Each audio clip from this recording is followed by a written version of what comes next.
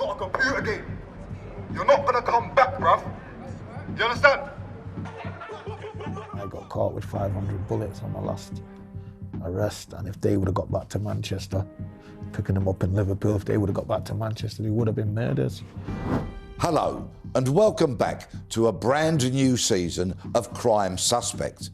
Each week, we'll be unravelling some of the UK's most prolific crimes, as well as providing in-depth analysis on the criminality that plagues our nation. On the show today, the Hackney gang wars leaving a trail of victims in its wake. Following a recent shooting that left a 9-year-old girl fighting for her life, we delve into the reign of terror engulfing one of London's deadliest boroughs. Next up, we'll be bringing you the best and worst of policing with our good cop, bad cop. And finally, it's your chance to book a crook as we show you this week's Wanted. Joining me for all of this today is former Detective Superintendent Shabnam Chaudhri, a former prolific gang member who's lost more than 30 of his friends through gang violence, Darryl Laycock, and last, but by no means least, former gang member Sicarius McGrath. Thank you all very much for being here. Now, you have the right to remain watching. This is Crime Suspect.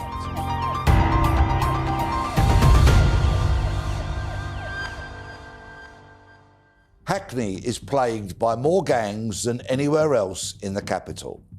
The London Fields crew, the Love and Money crew, the Hoxton Boys and Haggerston Fields Combine have gained notoriety in parts of Hackney. But there's another crime syndicate with a fearsome reputation. Over the years, the Bombachilars, or Bombers in Turkish, have risen from a modest cafe in Green Lanes, North London, to lead a multi-billion-pound transnational criminal empire at the core of the city's Turkish community. Leaders of this gang were said to have been the intended targets of a drive-by shooting last month that left a 9-year-old girl desperately fighting for her life in hospital. One judge claimed that this feared mob have been engulfed in a medieval turf war with the neighbouring Tottenham Turks for the past 15 years. Shabnam, you've worked the streets of Hackney as a police officer. I believe you took part in a gang's initiative there to try and tackle some of this crime. Is it ever going to be solved, and how deep does the problem run? Well, I think what we've read about the Bombachilars is an indication of how deep-rooted this problem is and how far back in decades it goes. Actually, if you read about this particular gang, both those and the Tottenham Turks, it's almost like reading something out of Pablo Escobar's Colombian, but it's not. It's actually Hackney, and this has been going on for a long, long time. Now, when I dealt with the gangs problems in Hackney back in 2013, for example, we did some 6-month operations, covert and overt, and some of the gangs that you named here today were some of those that we actually dealt with. But that is just the tiny bit of what is on the lowest level of the gang violence that you see. What you're seeing here emerging is actually these kingpins that have taken over from the godfathers from back in the 70s. So it seems to me it's a vicious circle that's going round and round, and it seems like the police are definitely not winning the war against drugs and gangs, certainly not in Hackney. Darryl, we often hear about gangs being arrested, gangs that may have carried out shootings and the such like, but we very rarely hear about those real criminal kingpins getting arrested, those who sit at the top of the tree and earn the big bucks. Do those people actually exist, or is it a myth?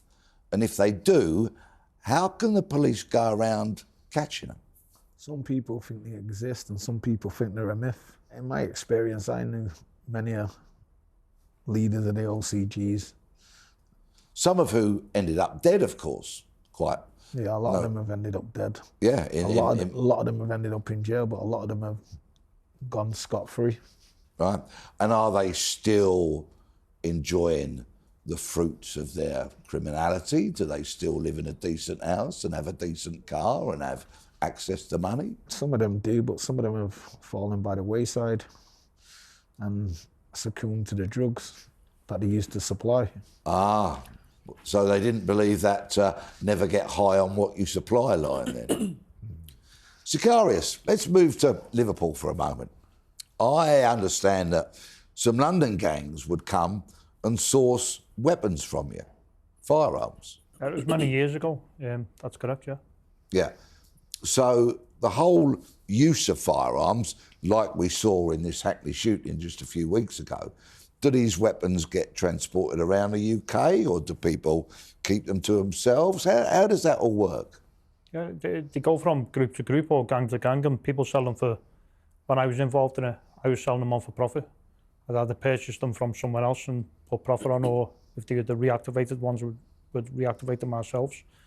But people would travel far and wide for them. I didn't really like selling them in my own city, so I tended to try and sell them further south, i.e. the Midlands, London and so on. But I think we know for a fact that when guns are purchased, that they are passed around from gang member to gang member. There's evidence from policing investigations that the same gun will be used in 3 or 4 separate shootings, and it may not be over a period of a year, it could be a period over 6 or 7 years.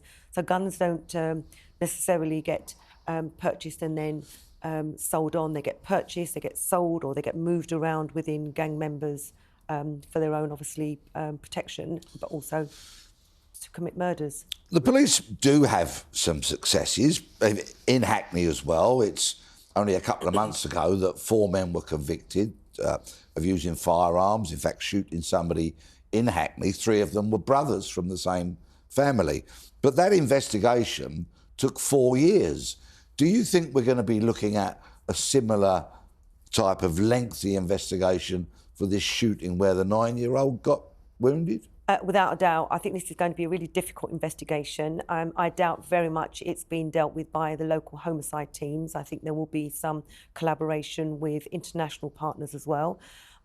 This looks very much like a contract killing, so there will probably be no affiliation to the gangs that are actually involved in this.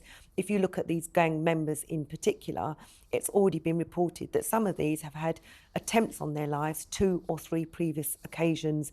One was being shot in the neck previously. On another occasion in 2020, a gun jammed when they tried to kill him.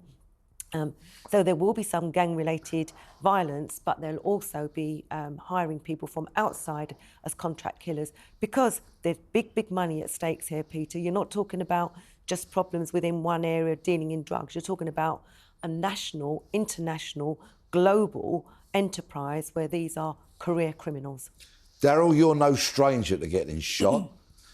Is that an occupational hazard? Is it something that goes with the territory if you're going to be a major player in the drugs industry? Yeah, I always say it's occupational hazard, you know, because every day when you go out, you could get locked up, you could get killed, you could get shot or stabbed.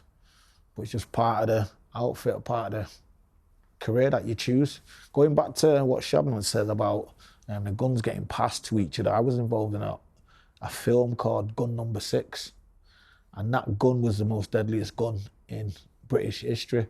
There was like 3 murders, 11 shootings, and about 11 people convicted of murder off the back of that one gun. It was passed from pillar to post, and that gun still hasn't been recovered till this day.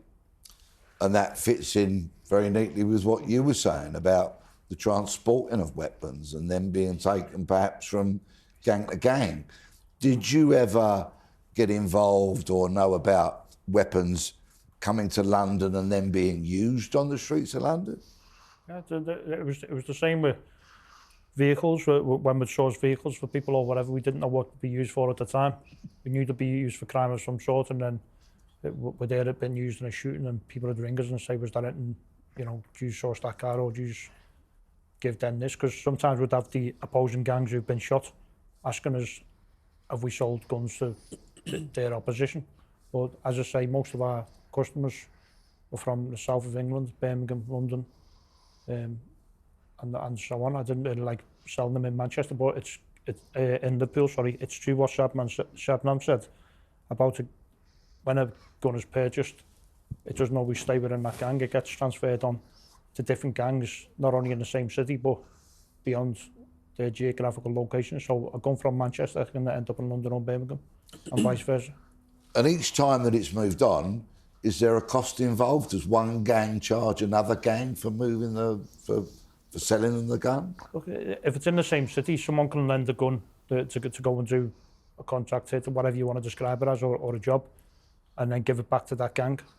Or it can be sold on for profit, or it can be sold on because they want to, it's been used in that city and they want to lower the heat or attach the heat to someone else. And we've seen it many times where someone would use a firearm and ask us then to sell it on for them because they didn't want it around them or in the same city. So you're trying to, whether it works or not, the ideology is, their idea is to, if they pass it down to London or Birmingham, then the heat will then be on that gang in London or Birmingham, so they're getting the heat off themselves. It doesn't necessarily work in practice, but that's the theory behind it. Any of these criminals that use these guns, do they ever practice with them? Do they ever have any training in how to use one of these guns, Darryl? No, not necessarily. Some people go in a park or go in an alley and maybe, but because the cost of ammunition nowadays, very high, very pricey. As you will know that I got caught with 500 bullets on my last arrest, and if they would have got back to Manchester, picking them up in Liverpool, if they would have got back to Manchester, they would have been murders. But going back to the young girl getting shot, when I was shot 27 times, I was walking with a young lady and she was shot twice. You know, it was because of me, obviously, but people know who to be with and who not to associate. This little girl was unfortunate. People shooting indiscriminately. Do these criminals, these gang members, does anybody give a damn about entirely innocent women and children getting shot? If they did, they wouldn't let off shots where there was kids and women and men, innocent people, innocent bystanders. When I was active, I did not care. I think that's a really good point, actually, because if you read the reports on this particular shooting, one of the intended target, he's given some comment to the press, I believe, to say that he feels sick and he hasn't slept at night, which I think is actually despicable because he knows what he's involved in. He knows what his history is. He's put himself in a position in a public domain where other people are at risk, where he's put himself at risk already, and now he's complaining that he can't sleep. When you think about what that family are going through, what that community are going through, and what that child is actually at the moment, the trauma that is being experienced by that child, because we don't actually know how she's actually doing. We're hoping and praying that she will recover fully, but the trauma and the impact that will have on her long term is nothing compared to the pathetic comments made by this individual. But did that individual comment that? Is it factual? Is it recorded on video? It's reported in the press. That's what I said to you. It's reported. Do you believe the press? Sicarius, in recent years, tragically, a number of innocent young women and, of course, 9-year-old Olivia Pratt-Corbell were shot dead in Liverpool. What can be done, if anything, by law enforcement, by communities, by schools, by youth workers, by anybody, to try and tackle this completely unnecessary bloodshed? Look, I think in vast majority of cases, not all, but the vast majority, when women or bystanders are getting caught up, it's more recklessness, and they don't intend to do that. I think it's just more reckless, and it only hits home once they've done it. And I know cases, and I know people who've hit innocent people unintendedly, and that's when the panic sets in. And I think the approach, we're never going to eradicate it, but if we look at Merseyside, the approach they've got, and I've committed crime across the UK, I've supplied weapons across the UK, and I know beyond any doubt that Merseyside are way ahead in tackling gangs and disrupting firearm crime. Maybe not from the top, but I mean from the bottom, even on the streets, out on the streets. The police are much more proactive. They've got much more of a fearsome reputation, and gangs are much more reluctant to go into Merseyside with firearms. And even when I was getting gangs from London to come in and commit kidnap drug dealers, for example, in Liverpool, they were much more reluctant to carry guns within Liverpool, but when they go out of Liverpool, they were much more inclined to carry the weapon back on them. So that reputation in itself is a deterrent, the reputation of Merseyside Police. It's mostly the Matrix unit that that's on the end of everyone's tongues. You say that, and yet we've seen the loss of young, entirely innocent women's lives, and Olivia Pratt-Corbell. Sorry, Darryl, you were going to say something. You say that about the Matrix, but there's a lot of corruption in the Matrix as well. Yeah, Nobody seems to mention that. I'm unable to say that, whether there is or not, but what I can say is... I'm able to say it because I've been nicked with him, and certain things didn't make it to the police station. Yeah, I understand that, and I've been locked up by them myself, but what I do know is that they have a massive deterrent, not only on criminals within Liverpool, but criminals beyond Liverpool, i.e. Birmingham, London, Manchester and so on. And I know that from engaging with gangs out of Liverpool. Shabnam has quite rightly talked about the global element to this, in that some of the players that may have been shot had reputations for being involved in global criminality. Now, word has reached me in recent days that there's a big gang war brewing down on the Costas in Spain, and that this might have an element of overspill onto the streets of the UK.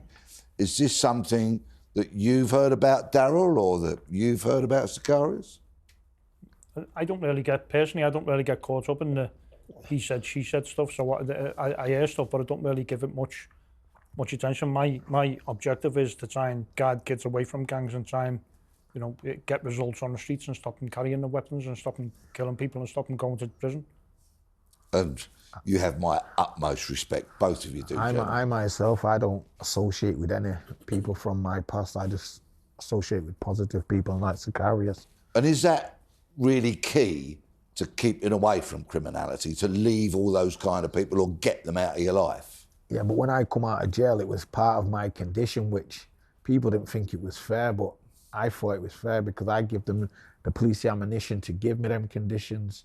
You know, when I come out, the Home Office said I was the most dangerous person in the northwest of England, which at the time I didn't like it, but now looking back, I appreciate it because it made me move out of them circles and made me move into more positive circles. I think actually you got two golden nuggets sat here. You know, Darryl was saying earlier on how you go out onto the streets off your own, top of your own back, to speak to young people, to keep them away from gangs and violence and the type of criminality that he was involved with. And I know that Sicarius, you do pretty much the same. And I think that is a key to actually succeeding, particularly with young people that are easily groomed into that kind of criminality, particularly when they're from deprived backgrounds and they've come from broken families and they're suddenly, you know, fed this line that you are in a, you know, your own family of gangs.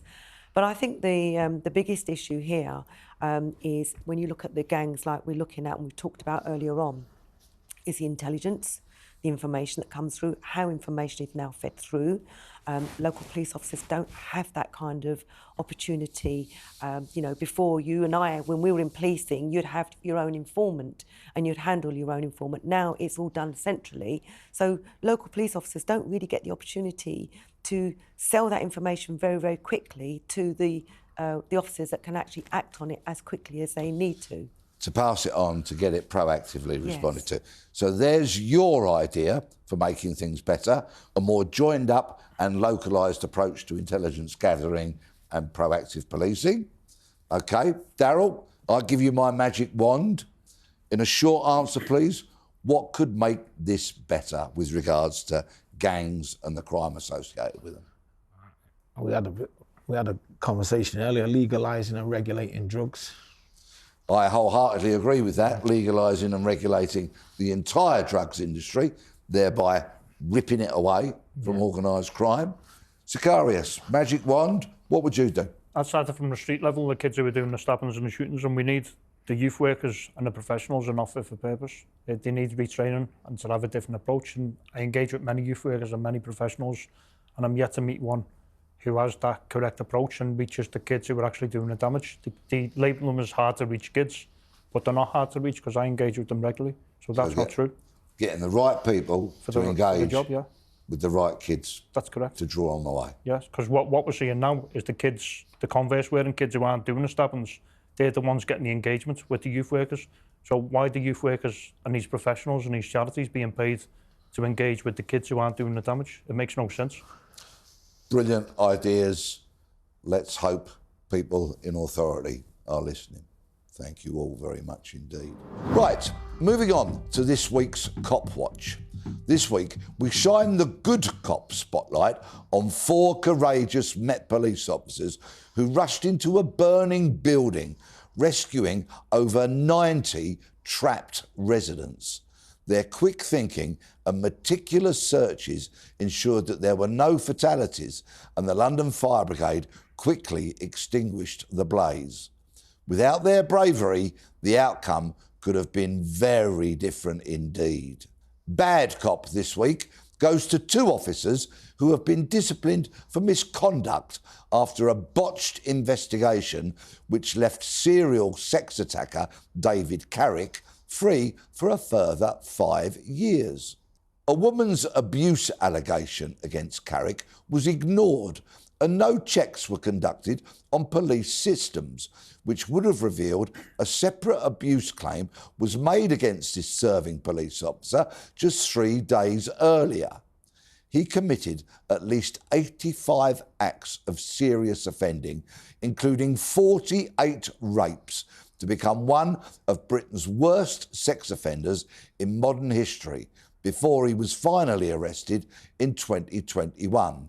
Those 2 officers should be ashamed of themselves. Thoroughness and attention to detail is absolutely crucial in the investigation of any crime.